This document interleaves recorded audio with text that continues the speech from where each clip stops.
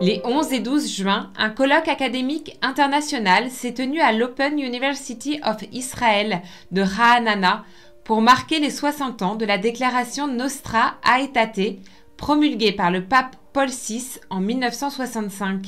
Cette déclaration traite de la relation de l'Église catholique avec les religions non chrétiennes, le judaïsme, l'islam, le bouddhisme, l'hindouisme et d'autres traditions religieuses. Avant tout, nous célébrons les 60 ans de ce document qui a véritablement révolutionné la manière dont nous, catholiques, parlons des personnes de foi différentes. Je pense que le but de la vraie fraternité n'est pas de vous convertir à ma façon de penser, mais de cheminer ensemble. Et une partie essentielle de ce voyage consiste à réparer le monde brisé dans lequel nous vivons. And an essential part of that journey is repairing this broken world that we live in. Nostra Aetate, ce qui signifie « à notre époque », demeure aujourd'hui encore d'une grande actualité et d'une importance majeure pour les relations judéo-chrétiennes, en contribuant à ouvrir de nouvelles voies de dialogue et de reconnaissance mutuelle. Ce colloque a précisément exploré l'héritage de la déclaration, son impact sur les rapports entre les deux traditions religieuses et les perspectives d'avenir, tout en abordant également les enjeux politiques et les conflits actuels.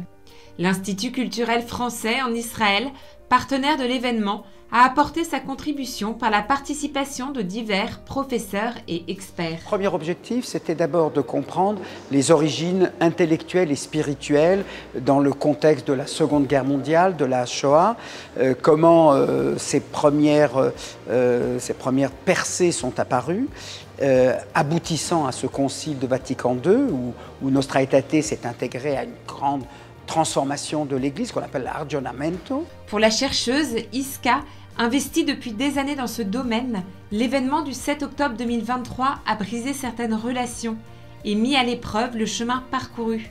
Un chemin qui, malgré tout, doit encore se poursuivre. C'est ici la terre des religions et c'est ici que le dialogue avec toutes les religions doit avoir lieu.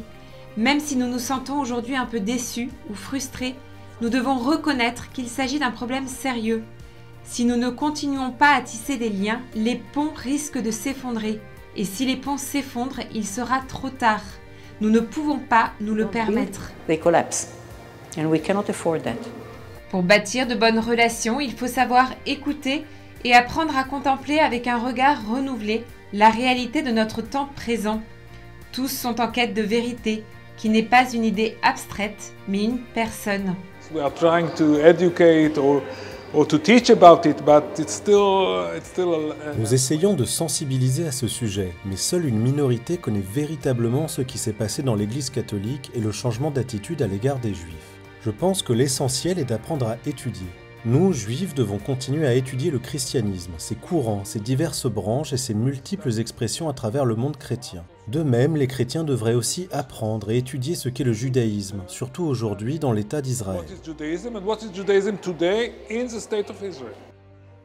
Le père Néos a également évoqué les apports des souverains pontifes de Jean XXIII jusqu'au pape Léon, en faveur des différentes initiatives de dialogue pour une compréhension mutuelle. Je crois que nous pouvons espérer que ce chemin continue, que les relations s'approfondissent et que l'engagement à construire un monde meilleur se renforce.